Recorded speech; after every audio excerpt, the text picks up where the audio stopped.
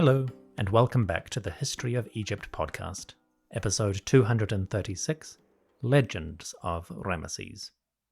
Ramesses II died around August of 1226 BCE, and almost immediately his legacy began to influence Egyptian society. That fame has never really faded. From antiquity to the modern age, the idea of King Ramesses, by various names, has been a symbol of the pharaonic past. One curious version concerns the Trojan War. In the classical era, writers connected Ramesses, or his era, with the legendary conflict at Troy. For example, Pliny the Elder said that, quote, Ramesses was reigning at the time of the capture of Troy. A few centuries earlier, Herodotus claimed that Egypt had a stronger connection with the Trojan conflict than history had recognized. In his account of travels in the Nile Valley, Herodotus wrote the following, quote, When I inquired of the Egyptian priests, they told me this. After carrying off Helen from Sparta, Paris sailed away for his own country, but violent winds caught him in the Aegean and drove him into the Egyptian Sea. He came to Egypt, to the mouth of the Nile. There, the Nile warden seized Paris and brought him, with Helen, to the city of Memphis. End quote. Herodotus goes on to describe sections of the Iliad and Odyssey that mention Paris and the Spartan king Menelaus visiting the eastern Mediterranean and Egypt on their travels. But when it came to the war itself, Herodotus had an interesting tale.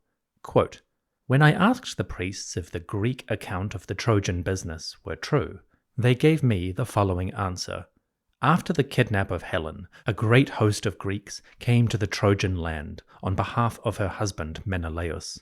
They demanded the restitution of Helen and the possessions that Paris had stolen from them. But the Trojans declared with oaths that neither Helen nor the goods claimed were with them, that in fact she and they were in Egypt. But the Greeks thought that the Trojans mocked them, and thus besieged the city until they captured it. It was not until they took the fortress and found no Helen within that they gave credence to the Trojans' initial claim, and thus sent Menelaus himself to Egypt. End quote. That must have been frustrating, though I enjoy the implication that the Greeks never thought to send a messenger to the Nile Valley, just in case the Trojans spoke true. Perhaps none of the high-status leaders, the ones who might earn an audience with Pharaoh, wanted to leave the war zone and chance of glory in battle. Either way, it's darkly funny. Imagine spending years at siege, only to find that your princess was in another castle. Briefly, Herodotus describes the aftermath. Quote, Menelaus then came to Egypt and went up the river to Memphis. There, he was very hospitably entertained, and received Helen unharmed, together with all his possessions.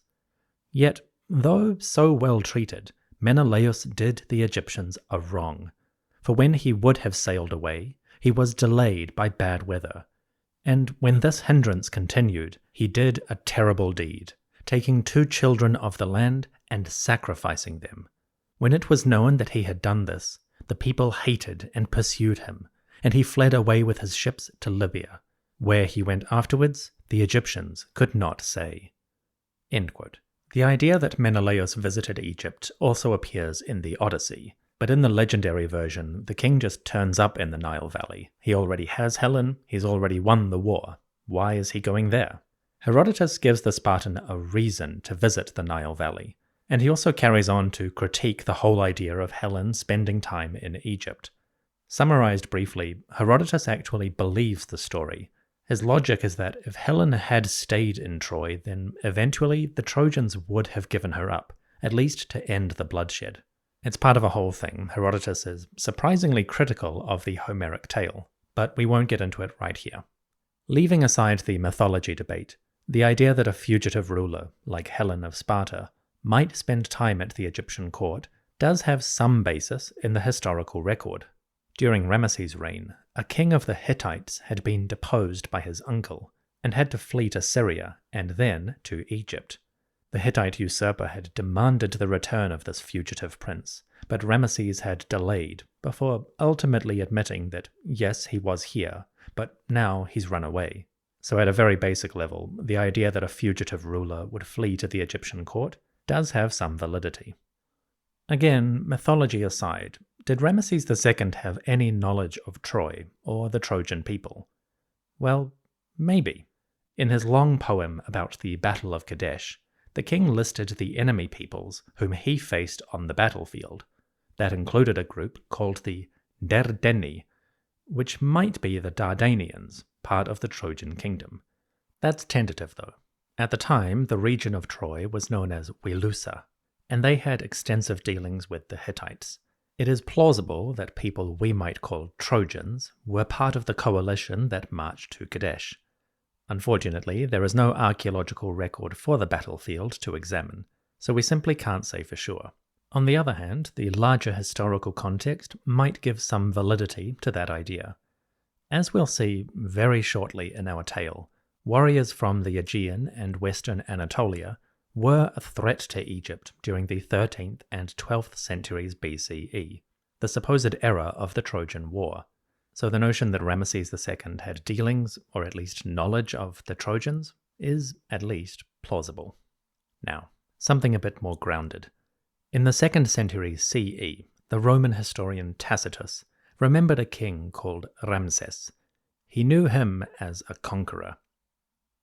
In Book 2 of his Annals, Tacitus wrote the following, quote, "In ancient Thebes, or Luxor, on piles of masonry, Egyptian letters still remained, embracing the tale of old magnificence. And one of the senior priests related that, quote, once the city contained 700,000 men of military age, and with that army King Ramses, after conquering Libya and Ethiopia, the Medes and the Persians, the Bactrians and the Scythians, and the lands where the Syrians and Armenians and neighboring Cappadocians dwell, had ruled over all that lies between the Black Sea and the Lycian, or Eastern Mediterranean. The tribute lists of the subject peoples were still legible on the walls, the weight of silver and gold, the number of weapons and horses, the temple gifts of ivory and spices, together with the quantities of grain and the other necessities of life paid by the separate lands. Revenues no less imposing than those which are now exacted by the might of Parthia or by Roman power." End quote. So Tacitus describes Ramesses as ruling the entire Near East, basically a Bronze Age Darius or Alexander. Tacitus' description, particularly of the monuments, does line up with Ramesses' art. A traveller of his time could visit Karnak, Luxor Temple, and the Ramesseum, and see images of the pharaoh in battle. They could also gaze upon huge murals that showed the conquest of towns, prisoners paraded before the king, and piles of plunder and tribute. And these murals were fairly clear. You wouldn't need to read hieroglyphs to understand the king in his chariot trampling foes, or his warriors surging up the walls of fortified cities. Tacitus makes clear that the tales of Ramesses' conquests were a local narrative. It seems that 1300 years after the great king, the legend of Ramesses the Conqueror was alive and well. I'm sure Pharaoh would have loved that legacy. Going back to Herodotus, we have one more legend of the king. This one is rather salacious.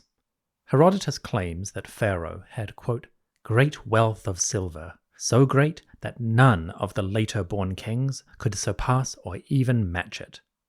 To protect his treasure, Ramesses commanded a mason to build a secret chamber within his palace. The builder did so, and none knew of the pharaoh's storehouse. Alas, when he reached the end of his life, the builder told his sons of the treasure room and how to open it secretly. Of course, the sons put that knowledge to work and broke into the palace by night. They found the silver room and stole as many items as they could. The next day, Ramesses saw what had happened, and he ordered his servants to set a trap within the treasure chamber. Next night, the criminals returned. Quote, the thieves came as they had done before, and one of them crept in. At once he was caught and held in the trap.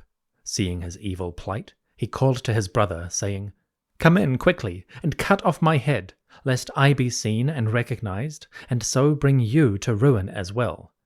The brother consented, and did this, thinking the counsel good. Then he sealed the chamber and went home, carrying his brother's head." End quote. Brutal. You have to wonder what the trap was that cutting off his head was the easiest solution to the problem. At any rate, the next morning Ramesses opened his treasure room and found the headless corpse. With no way of identifying the body, he ordered it hung from the palace walls. The guards would watch for anyone mourning the dead, and then they'd have their culprit. The thief was more cunning than that, though. By trickery, he got the guards at the wall drunk, and when they were sleeping, he cut the body down and stole away. So, the king turned to his daughter. Allegedly, Ramesses commanded a princess to accept anyone into her bedchamber, and if they told her their darkest secret, she would have sex with them. The thief came, enticed by the offer. But first, he cut the arm off a corpse and concealed it within his cloak. Entering the chamber, the thief met the princess. As commanded, she compelled him to reveal what he had done, and when he did so, the princess tried to grab him. But instead, she took hold of the dead man's arm, pulling it forth from the garments. The thief escaped, and Ramesses raged. At last, Pharaoh threw up his hands and issued a public proclamation. If the thief came forward and revealed how he had stolen the treasures, he would receive amnesty. The thief did so, and Ramesses rewarded his honesty with a gift, the princess to be his wife. Herodotus includes many similar stories in his accounts of different cultures, and this has often given him the reputation as being the, quote, father of lies. In his defense, though, Herodotus concludes the account by saying, quote, "These Egyptian stories are for the use of whoever believes such tales. For myself, it is my rule throughout this history that I record whatever is told to me as I have heard it." End quote. So, taking the defense of accurate reporting, Herodotus includes it in his tales of Ramesses. Whatever his journalistic integrity, though, Herodotus' recounting of these tales would have a long-lasting impact on how different cultures perceived Ramesses, the pharaohs, and other rulers of their time. Let's explore some of Ramesses' modern reception.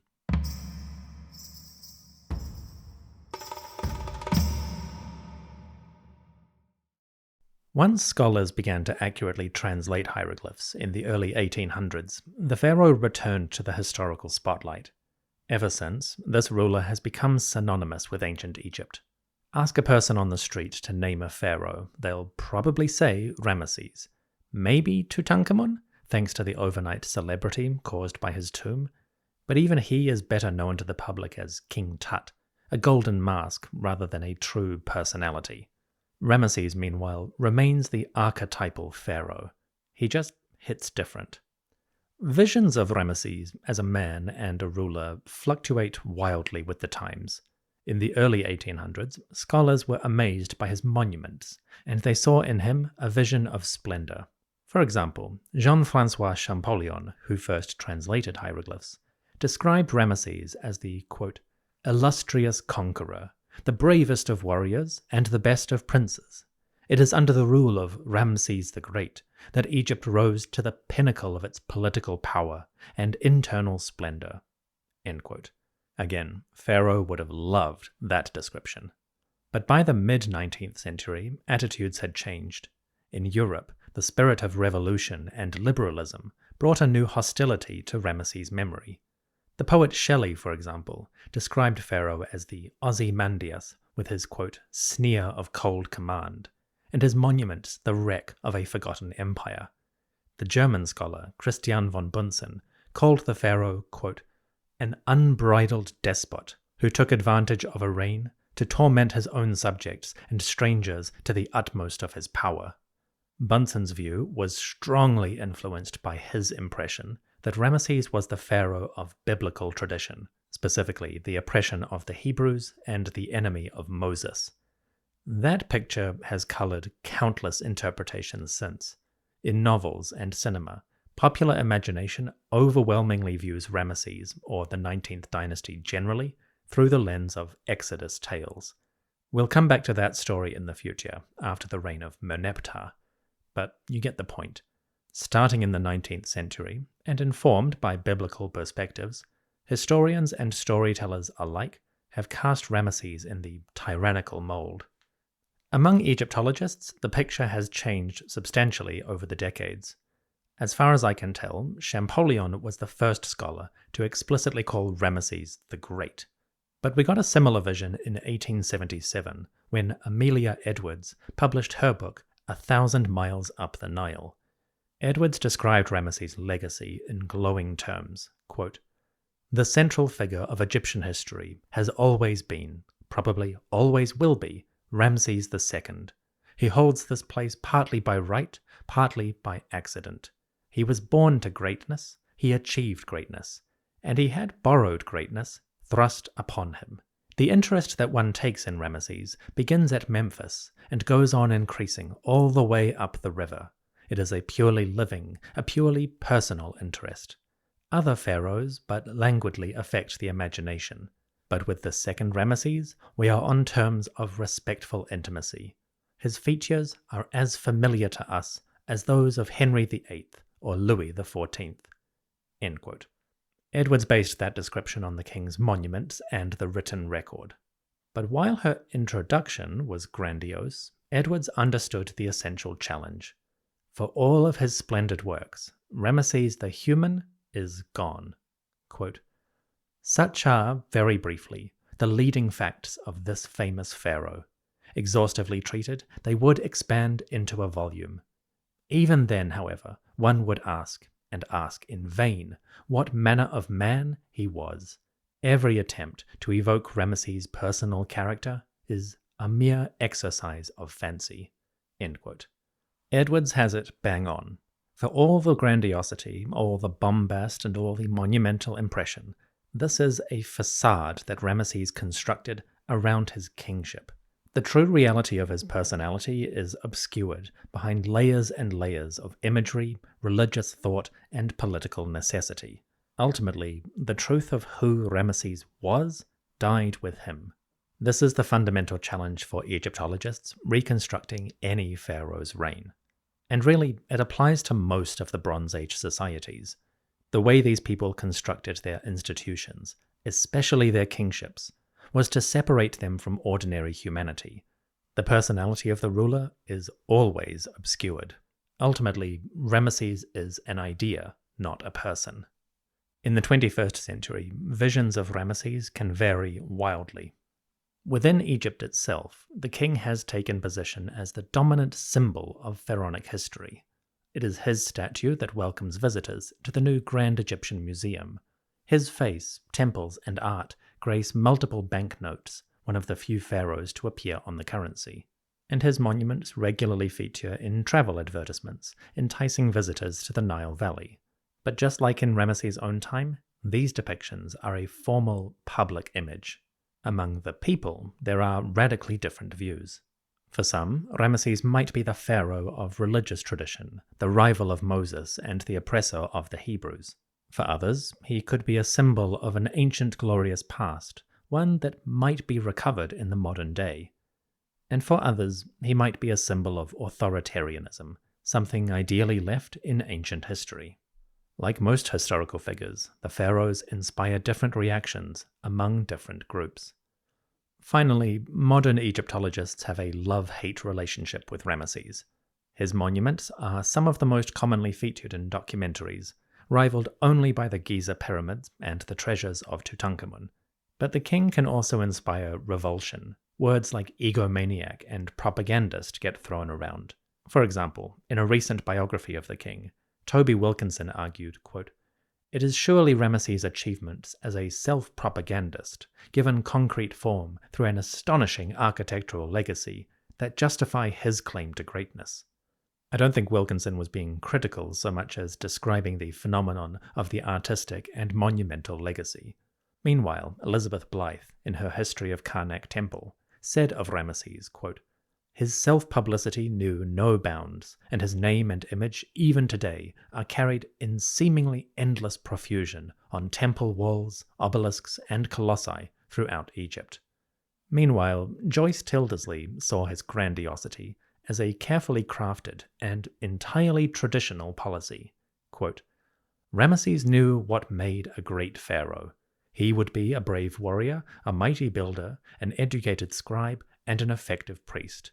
From the very beginning of his reign, Ramesses set about proving that he conformed to the ideal of Egyptian kingship. In fact, he determined to prove that he was the greatest of all Egypt's kings. In this ambition, he was by no means unusual. Finally, Peter Brand gives a vision of Ramesses that is both laudatory and reflective. Quote, Ramesses II was Egypt's most magnificent, iconic pharaoh. His reign, monumental in every way, served as a model for future Egyptian rulers. That was just the introduction, though. When concluding his work, Brand struck a note similar to Amelia Edwards. Quote, Even for most Egyptologists, Ramesses II typically inspires deep admiration or visceral distaste. Yet, his negative and positive qualities are not mutually exclusive. He was a complex figure, concealing himself behind a facade of the ideal pharaoh. For good or ill, Ramesses II is a mirror we hold up to our memories and fantasies of ancient Egypt. That is a strong point. What about this podcast? Now that we've reached his end, how does Ramesses stack up with the kings who came before? Well, as always, it's complicated. There is no denying that Ramesses and his government made significant, almost unparalleled contributions to the sorts of things we associate with ancient Egypt. As far as monuments go, this reign easily ranks among the greatest. Really, in terms of sheer scale, it comes down to Ramesses or Sneferu, the builder of 3 pyramids. And even then, the question of who was better becomes a matter of taste. When you look to the art, Ramesses does lose out in quality. His father Seti was the absolute pinnacle of artistic output. But he holds his own.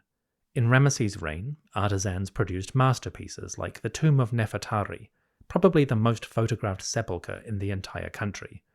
And whatever Ramesses misses in details, he absolutely wins in scale. Visit any temple in Egypt, at least the ones that existed in his lifetime, and you'll find some contribution by Ramesses and his agents. The gods' houses benefited greatly from this king's reign. As far as the deities were concerned, he was probably the most devoted son they ever had. Now, let's acknowledge one thing in terms of art. Like most pharaohs before, Ramesses did have a habit of usurping earlier works and adding his own name. For as many statues produced in his workshops, there are probably an equal number that were repurposed from earlier rulers. The king is often criticized for this. But honestly, I think Ramesses gets an unfair rap. For one thing, the ancients simply didn't think about their art in the same heritage terms as us. When they demolished something or reused a statue, it was often practical more than disrespectful. For another thing, you'd be hard-pressed to find a monarch who didn't reuse something old to make something new. Take the Great Pyramid of Khufu, for example. Less than 200 years after he died, rulers took masonry from his temples to make new structures. Stone was expensive, and not every king enjoyed long-term adoration. If someone got forgotten or their art languished in obscurity, later generations would happily reuse it. Ramesses is more visible for this because he reigned so long, and most importantly, because later generations themselves reused his monuments. As a result, the signs of Ramesses' borrowing are often uniquely well preserved. In the modern era, we may criticize that, but that's our culture, our learned instinct to conserve heritage as it is. It's not how the ancients looked at it. Beyond monuments, what about society? In foreign policy, I think Ramesses was quite successful. Thutmose III wins fame for his methodical campaigns and daring victories like Megiddo. Thutmose I went further afield than any pharaoh before. Ramesses did not match those achievements. But the king showed a knack for consolidation and diplomacy that is lacking for earlier rulers. If nothing else, Ramesses excelled as a peacemaker, He concluded the long grinding conflict with Hatti and ended a war that had flared on and off for 100 years. Whatever your personal perception of the king, Ramesses and his agents deserve recognition for that decision. Domestically, there is also good reason to view Ramesses' reign as a significant error. This one is partly down to preservation and the luck of the draw, but the early 19th dynasty is unusually well documented in writing, art, and records of daily life. In fact, it's probably the best documented of all the periods so far. Archaeologists have uncovered thousands of ostraca, papyri, tomb chapels, and even houses from this 100-year period. We've scratched the surface of that in recent episodes, with glimpses of village and family life. But as our story unfolds over the next few generations, we'll have more opportunities to dive into this material. From the squabbles of lawsuits, to the woes of elderly widows with ungrateful children, to conspiracies and corruption in local affairs, divine punishments, divine favor, love, loss, joy, depression. The 19th dynasty is a great time for stories of the people. Ramesses himself probably had very little to do with that, but this reign does mark a significant era in terms of the documentary record. So in the historical terms, Ramesses does come highly rated. Hardly a controversial opinion, but sometimes a celebrated ruler is justifiably celebrated. We can always quibble the details. What was Ramesses personally responsible for? What was merely the product of environment, economy, social and political context? Keeping that in mind, there is nonetheless something special about this era. A golden age? Maybe. Certainly, a remarkably productive and informative one. Personally, I'll admit that Ramesses surprised me. When I first began this podcast, I was more on the skeptical side regarding this ruler, but once I started the deep dive research, I was impressed at how much detail one could find. The diplomatic archive was particularly delightful, and I came away with a new appreciation of his foreign policy. At home, Ramesses is more nuanced than his mega monuments might suggest. In 2026, I'd probably put him in the top 5 most interesting pharaohs. Definitely the top 10. I don't rank these rulers in terms of good or liking, but more in the sense of how intriguing was their reign and the surviving record. From that perspective, Ramesses was far more interesting than I once imagined.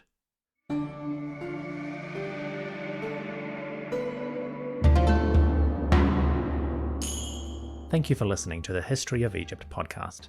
Next week, we'll take a moment to explore some of those daily life tales that I spoke of related to Ramesses II.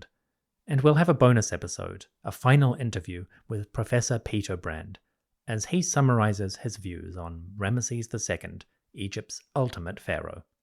I'll see you then. Before I go, I would like to thank all my supporters on Patreon, in particular the priests, who give most generously every month and are especially worthy of recognition. My thanks to Kate, Carlos, Erin, Cian, Dan B., Farron, Andrew, Mallory, Erjan, Alicia, Jeffrey, Suyon, Karen, Veronica, James B., Dan S., Nidin, Andy and Chelsea, Eric, TJ, Terry, Mycost, Yola, Chris, and Linda. Folks, you are all too generous. May you enjoy a legacy of unparalleled positivity that lasts for 3,000 years. Thanks for listening. I'll see you soon.